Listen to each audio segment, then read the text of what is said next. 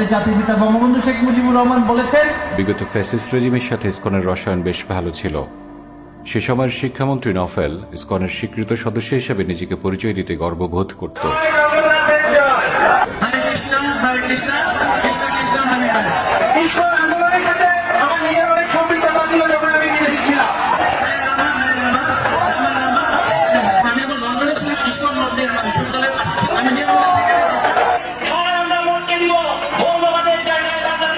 আওয়ামী রেজিমের সময় ইসকন সন্দেহাতীতভাবে তার সবচেয়ে সুখের সময় পার করেছিল। বিষয়টি এমন নয় যে ইসকন পূজা অর্চনা নিয়ে ব্যস্ত ছিল, বরং এই সময় তারা তাদের নিজেদের এক ভয়ঙ্কর লক্ষ্যের জন্য প্রস্তুত করছিল। তাদের এই লক্ষ্যের শেকড় ছিল কিন্তু প্রতিবেশীদের দেশে। তাদের সেই লক্ষ্য উদ্দেশ্যের প্রস্তুতির ব্যাপারে আমরা প্রায় 3 বছর আগে একটা ভিডিও করে দেখিয়েছিলাম। তাদের এই প্রস্তুতির ব্যাপারে আপনি জেনেছেন কি? দেখে নেওয়ার অনুরোধ রইল, লিংক ডেসক্রিপশন বক্সে দেওয়া আছে। জাতীয় পতাকা অবমাননার দায়ে চিন্ময় কৃষ্ণকে গ্রেফতার করা হলে ইসকনের সন্ত্রাসীরা দেশে সহিংসতা শুরু করে।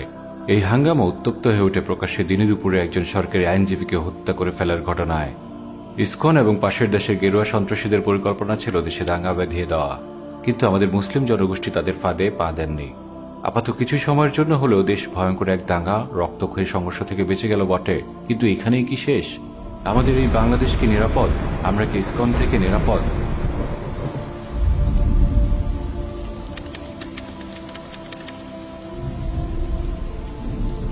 ইসকন আসলে এমন কি যে কারণে তারা আমাদের দেশের জন্য, দেশের জনগণের জন্য, সার্বিক নিরাপত্তার জন্য এত বড় হুমকি হতে পারে? এসব নিয়েই আমাদের আজকের আলোচনা। তবে এর আগে সাবস্ক্রাইব করে নিলে ভালো হতো না? আমি না হয় কয়েক সেকেন্ড অপেক্ষা করছি। সাবস্ক্রাইব বাটন ইজ রাইট দেয়ার এবং বেল আইকন প্রেস করে নিতে হবে। 1966 সালে ইসকন প্রতিষ্ঠিত হয় আমেরিকায়, ভারতে নয় কিন্তু। প্রতিষ্ঠাতা অভয়চরণাবিন্দ ভক্তি বেদান্ত স্বামী প্রভুপাদ। অবাক হওয়ার মতো বিষয়ে এই ব্যক্তি ভারতে কোনো হিন্দু শিক্ষালয়ে পড়াশোনা করেনি, বরং লেখাপড়া করেছে খ্রিস্টানদের চার্চে। স্বামী প্রভুপাদ নতুন ধরনের হিন্দু সংগঠন চালু করতেই প্রথমে তাতে বাধা দিয়েছিল মূলধারার হিন্দুরা। অধিকাংশ হিন্দুই তার বিরুদ্ধাচরণ শুরু করে।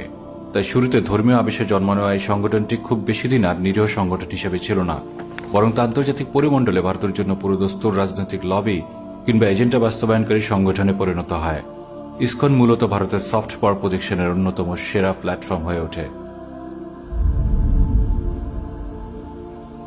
শক্তিধর কোনো রাষ্ট্র বিশ্ব পরিমণ্ডলে 2 রকমের পাওয়ার প্রজেক্ট করে থাকে, হার্ড পাওয়ার এবং সফট পাওয়ার।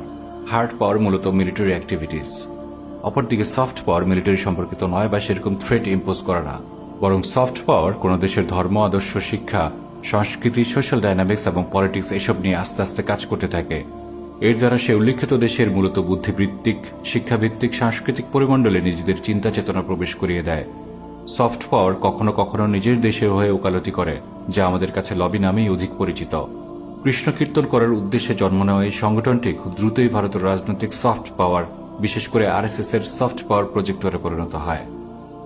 কুইজ: আমেরিকাতে জায়নবাদী ইসরায়েলের শক্তিশালী একটি সফট পাওয়ার বা লবি আছে, সেই লবির নাম কি? কমেন্ট করে জানাতে পারেন। সারা দুনিয়ায় প্রায় 100টি দেশে ছড়িয়ে পড়া এই ইসকনের গ্লোবাল রেপুটেশন প্রশ্নবিদ্ধ। অনেক দেশেই ইসকন নিষিদ্ধ, অনেক দেশেই ইসকন ভিন্ন নামে তাদের কাজ পরিচালনা করে। আন্তর্জাতিক পরিমণ্ডলে ইসকনের বড় বড় কিছু অপরাধ সমূহ হচ্ছে: 1. অর্থনৈতিক দুর্নীতি। ভারতে এবং যুক্তরাষ্ট্রে ইসকনের কয়েকটি শাখায় আর্থিক অনিয়মের মামলা হয়েছে। 2. শিশু নিপীড়ন। যুক্তরাষ্ট্র এবং ভারতে ইসকনের পরিচালিত কিছু শিক্ষা প্রতিষ্ঠানে শিশু নির্যাতনের গুরুতর অভিযোগ উঠেছে। 3. জোর করে ধর্মান্তরকরণ। রাশিয়া, ল্যাটিন আমেরিকা এবং আফ্রিকাতে ইসকন জোর করে ধর্মান্তরিত করার অভিযোগে অভিযুক্ত। 4. ধর্মীয় নেতাদের যৌন নিপীড়ন। ইসকনের প্রতিষ্ঠাতা সদস্য কীর্তানন্দ স্বামীকে যৌন হয়রানি এবং অর্থনৈতিক দুর্নীতির দায়ে কারাদণ্ড দেওয়া হয়। 5. রাজনৈতিক সফট পাওয়ার। অরাজনৈতিক এবং ধর্মীয় সংগঠনের কথা বলা হলেও ইসকন বাস্তবে ভারতের হিন্দুত্ববাদী রাজনীতির সফট পাওয়ার হিসেবে কাজ করে। বাংলাদেশে ইসকনের অপরাধের ফিরিস্তি বেশ লম্বা, তবে তাদের অপরাধ সেভাবে তেমন পাওয়া যায় না। বিগত রেজিম এবং তার সিস্টেম ইসকনের বিভিন্ন অপরাধ সমূহ সযত্নে ঢেকে দিত। এই জন্য তাদের অপরাধের পাবলিক রেকর্ড তাদের মূল অপরাধের তুলনায় খুবই সামান্য। এর মধ্যে কিছু উল্লেখযোগ্য হচ্ছে: মন্দির দখল। 2021 সালে চট্টগ্রামে ইসকনের বিরুদ্ধে সনাতন ধর্মাবলম্বীদের সংগঠন প্রবর্তক সংঘের মন্দিরের ভূমি ব্যবহারের শর্ত ভঙ্গ করার অভিযোগ ওঠে। প্রবর্তক সংঘের নিরাপত্তা কর্মীদের উপরও হামলা করে ইসকনের সদস্যরা।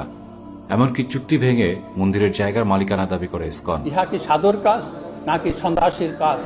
সাধুর ছদ্মবেশে একদল সন্ত্রাসী প্রবর্তক শ্রী শ্রীকৃষ্ণ মন্দিরে অবস্থান নিয়েছে। 2019 সালে পুরান ঢাকার স্বামীবাগে স্বামী ত্রিপুরলিঙ্গ প্রতিষ্ঠিত মন্দির এবং আশ্রমটি অর্পণ নেওয়ার ভিত্তিতে 90-এর দশকের শেষের দিকে দখল করে নেয় ইসকন। বর্তমানে এটি ইসকনের প্রধান কার্যালয়।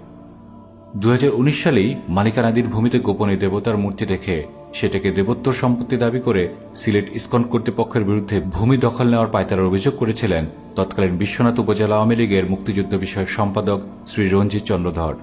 অ্যাডাল্ট্রি বা যৌন অপরাধ। ইসকনের গ্রেফতার হওয়া নেতা চিন্ময় কৃষ্ণদাস অত্যন্ত জঘন্য শিশু যৌন নিপীড়ক। বাস্তবতা হচ্ছে এটি তাদের আদি বিকৃতি। ইসকনের প্রতিষ্ঠাতা স্বামী প্রভুপাদের বিকৃত যৌন মানসিকতার উপর রীতিমতো আরেকটি এপিসোড করা সম্ভব।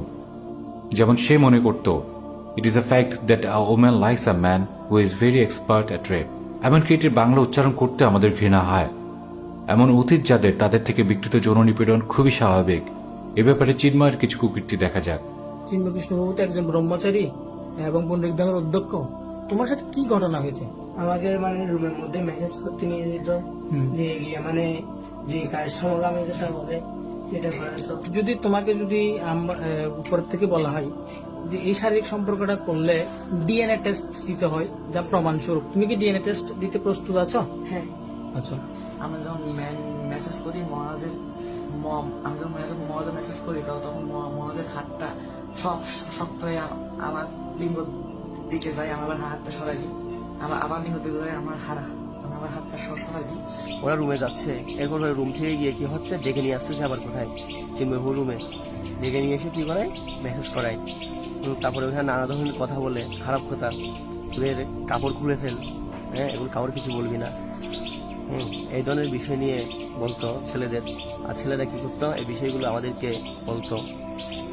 এই বিষয়গুলো দেখে শুনে বা খুব খারাপ লাগতো, সেই কারণে আমি থাম থেকে বের হয়ে গেছি। কথিত সেসব সুশীলদের কোথাও দেখতে পাচ্ছেন কি যারা এসব নিয়ে খুব উৎসাহী, আগ্রহী? পাবেন না। সহিংসতা। চট্টগ্রাম আদালত চত্বরে হিন্দুত্ববাদীদের সাম্প্রদায়িক জঙ্গি স্লোগান। 19 ফেব্রুয়ারি 2024 চট্টগ্রামের আদালত পাড়ায় প্রকাশ্যে সাম্প্রদায়িক উগ্র হিন্দুত্ববাদী স্লোগান দিয়ে উত্তেজনা এবং সাম্প্রদায়িক দাঙ্গা তৈরির অপচেষ্টা করে ইসকন। এই সময় তারা একটা দুইটা মুসলিম ধর, সকাল বিকাল জবাই কর, মৌলবাদের আস্তানা জ্বালিয়ে দেওয়া, পুড়িয়ে দেওয়া স্লোগান দেয়। চট্টগ্রাম মসজিদে ইসকন সমর্থকদের হামলা এবং ভাঙচুর। 26 নভেম্বর 2024 চট্টগ্রাম আদালত এলাকায় ব্যাপক হামলা এবং ভাঙচুর চালিয়েছে ইসকন নেতা চিন্ময় কৃষ্ণদাসের উগ্র সমর্থকরা। তাদের হামলায় এক আইনজীবী নিহত হয়েছিল। এই ঘটনায় কমপক্ষে 10 জন আহত হওয়ার খবর পাওয়া গেছে। এই সময় ইসকন সমর্থকরা আদালতের কেন্দ্রীয় মসজিদে হামলা চালিয়ে মসজিদের জানালার কাচ এবং আইনজীবীদের 3টি প্রাইভেট কার ও 5টি মোটরসাইকেল ভাঙচুর করে। হেফাজতের তাণ্ডব, এমন শিরোনাম আপনারা সবাই দেখেছেন। ইসকনের তাণ্ডব, এমন কোন শিরোনাম আপনারা কখনো দেখেছেন কি? দেখবেন না অবশ্য। চট্টগ্রামের পুলিশ এবং সেনা সদস্যদের উপর ইসকনের হামলা, এসিড নিক্ষেপ। নিউজ মতে সামাজিক যোগাযোগ মাধ্যম ফেসবুকে উগ্রবাদী সংগঠন ইসকনকে নিয়ে দেওয়া পোস্ট শেয়ার করার ঘটনাকে কেন্দ্র করে যৌথ বাহিনীর সদস্যের সঙ্গে একদল ইসকন সমর্থক বিক্ষোভকারীর সংঘর্ষের ঘটনা ঘটেছে। এতে 7 পুলিশ সদস্য আহত হন, তাদের মধ্যে কয়েকজন অ্যাসিড দগ্ধ হয়েছেন। নিউজের ভাষা লক্ষ্য করুন, তারা বলছে তাদের মধ্যে কয়েকজন অ্যাসিড দগ্ধ হয়েছেন। এটি বলা হচ্ছে না তাদের উপর অ্যাসিড নিক্ষেপ করা হয়েছে। আবরার ফাহাদের হত্যাকারী একজন ইসকন সদস্য। নিউজ মতে বুয়েট শিক্ষার্থী আবরার ফাহাদ হত্যাকাণ্ডে জড়িত থাকায় ছাত্রলীগ নেতা অমিত সাহা সহ আরও 3 জনকে গ্রেফতার করেছে গোয়েন্দা পুলিশ। অমিত সাহা উগ্রবাদী হিন্দু সংগঠন ইসকনের সদস্য বলে জানা গেছে। ইমাম খুন। সিলেটে কাজল শাহ এলাকায় ইসকনের গান বাজনার কারণে সৃষ্ট সহিংসতার বিরুদ্ধে স্থানীয় মসজিদের ইমাম ফেসবুকে স্ট্যাটাস দিয়েছিলেন। স্ট্যাটাস দেওয়ার মাত্র 5 দিনের মাথায় তাকে খুন হতে হয়। নাম প্রকাশে অনিচ্ছুক কয়েকজন সোশ্যাল মিডিয়া ব্যবহারকারীর মতে ইসকন বিরোধী ফেসবুক স্ট্যাটাস দেওয়ার পরপরই খুন হয়েছিল এই খতিব। কিন্তু এই নিউজ আপনি হয়তো মেইন স্ট্রিম কোনো নিউজ প্ল্যাটফর্মে পাবেন না, যেমন নিচের নিউজটিও আপনি হয়তো কোথাও পাবেন না। গত নভেম্বর মাসের 30 তারিখ মানিকগঞ্জ উপজেলা কৃষ্ণপুর ইউনিয়ন তানজিমুল উলুম মাদ্রাসার মাহফিলে বক্তা ইসকন নিয়ে কথা বলায় উক্ত মাহফিলের সভাপতি বক্তাকে অপমান করেন। উপস্থিত জনতা তৎক্ষণাৎ সভাপতির প্রতিবাদ করেন। তারই জের ধরে সেই মাদ্রাসার মোহতামিমকে ইসকন লীগের সন্ত্রাসীরা তার মাদ্রাসায় ঢুকে নির্মমভাবে জখম করে। ধর্মীয় উস্কানি। 2019 সালের 11 জুলাই চট্টগ্রামের বিভিন্ন স্কুলে ইসকন ছাত্রদের প্রাসাদ বিতরণ করে এবং উপস্থিত শিশুদের হরে কৃষ্ণ হরে রাম মন্ত্র পাঠ করায়। একবার ভেবে দেখুন তো, বাংলাদেশের কোন স্কুলে ছাত্রদের জিলাপি দিয়ে সূরা ফাতিহা পাঠ করতে বলা হলো, তাহলে মিডিয়ার অবস্থা কি হতো? তারাবির নামাজের সময়ে মসজিদে বাধা। 2014 সালে রাজধানীতে তারাবির নামাজে বাধা দেওয়াকে কেন্দ্র করে গ্যান্ডারিয়ার স্বামীবাগ ইসকন মন্দিরের রথযাত্রী এবং মসজিদের মুসল্লিদের মধ্যে সংঘর্ষ হয়। মন্দিরের হিন্দু ধর্মাবলম্বীদের ইটের আঘাতে 8 থেকে 10 জন মুসল্লি আশঙ্কাজনকভাবে আহত হয়। সেই সময়ে বিষয়টি সারা দেশে বেশ আলোচিত সংবাদ হলেও আজ সে ব্যাপারে আর কোনো নিউজ খুঁজে পাওয়া যাচ্ছে না। ফ্যাসিস্ট রেজিমের দালাল চিন্ময় কৃষ্ণ। 5 আগস্ট ফ্যাসিস্ট রেজিমের প্রধান পালিয়ে যাওয়ার পরে পুরো দেশ আস্তে আস্তে জানার সুযোগ পেয়ে যায় যে রেজিম প্রধান আসলে কত জঘন্য মানসিকতার ব্যক্তিত্ব ছিল। ক্ষমতার জন্য হাজার হাজার মানুষ হত্যার পরেও যখন আন্দোলন দমন করা যাচ্ছিল না, তখন সে চিৎকার করে আর্মি জেনারেলকে বলেছিল, পুলিশ তো পারছে, তোরা পারিস না কেন? নিজের ক্ষমতা টিকিয়ে রাখার জন্য হাসিনা আরো হাজার হাজার লাশ ফেলে দেওয়ার অনুমতি দিয়েছিল। এই ফ্যাসিস্ট রেজিমের পতনের পরে চিন্ময় কৃষ্ণ রয়ের হাতের ইশারায় রেজিমের হয়ে দালালি শুরু করে। আমাদের দেশের নিউজ মতে জুলাই বিপ্লবে ফ্যাসিস্ট শেখ হাসিনার পতনের পরে বাংলাদেশকে অস্থিতিশীল করে ফ্যাসিবাদী শাসন ফিরিয়ে আনার নীল নকশা আঁটে দিল্লি, যারা অন্যতম সেনাপতির দায়িত্ব পালন করেছিলেন এই ইসকন নেতা। সরকারি একটি গোয়েন্দা সংস্থা বলেছে, ভারতের উগ্র হিন্দুত্ববাদী সংগঠন আরএসএস এর পরিকল্পনায় ভারতপন্থী আরও কয়েকটি ছোটখাটো সংগঠনকে নিয়ে নতুন এই জোটের আত্মপ্রকাশ ঘটানো হয়, যা সমন্বয় করেছেন ভারতে পালিয়ে থাকা পতিত সরকারের সাবেক শিক্ষামন্ত্রী মহিবুল হাসান চৌধুরী নফেল। ফ্যাসিবাদের পতনের পর মূলত সাম্প্রদায়িক দাঙ্গা বাঁধানোই ছিল তাদের মূল উদ্দেশ্য। যেমনটি আমরা উপরেও বলে এসেছিলাম, এই ইসকন আসলে ভারতের হিন্দুত্ববাদী শক্তির সফট পাওয়ার। এখানে আমরা যা আলোচনা করতে সক্ষম হয়েছি তা ইসকনের প্রকৃত অপরাধের তুলনায় কিছুই না। বাস্তবতা তো এমন যে তাদের যে কোনো অপরাধ মিডিয়া সযত্নে ঢেকে দেয়। কেন ঢেকে দেয় সেটি আরেকটি মৌলিক প্রশ্ন। অতীতে তাদের এমন হাজার হাজার অপরাধ রেজিমের ইশারায় মিডিয়া ঢেকে দিয়েছিল, এখনো দিচ্ছে, সামনেও দিবে। এরপরেও আমরা আপনাদের কাছে প্রশ্ন রেখে যাচ্ছি, এই উগ্রবাদী সংগঠনকে বাংলাদেশের নিরাপত্তার জন্য আপনারা কেমন মনে করেন? এই উগ্র সাম্প্রদায়িক সংগঠনের ব্যাপারে বাংলাদেশের ভূমিকা কেমন হওয়া উচিত? এই ব্যাপারে আমাদের কমেন্ট করে জানাতে পারেন। যে কোনো ভিডিওর গঠনমূলক কমেন্টের সংখ্যা বেশি হলে ভিডিওটি ইউটিউব বেশি বেশি সাজেশনে দেখাতে থাকে। এজন্য আমরা আপনাদের অনুরোধ করছি, আমাদের ভিডিওগুলোতে আপনারা কমেন্ট করবেন, আপনাদের মতামত জানাবেন। আলোচনা এখানেই শেষ নয়, খুব শীঘ্রই আমরা পরের পর্ব নিয়ে ফিরে আসছি ইনশাআল্লাহ। সাবস্ক্রাইব করে নিন এবং বেল আইকন প্রেস করে নিন নোটিফিকেশন পাওয়ার জন্য।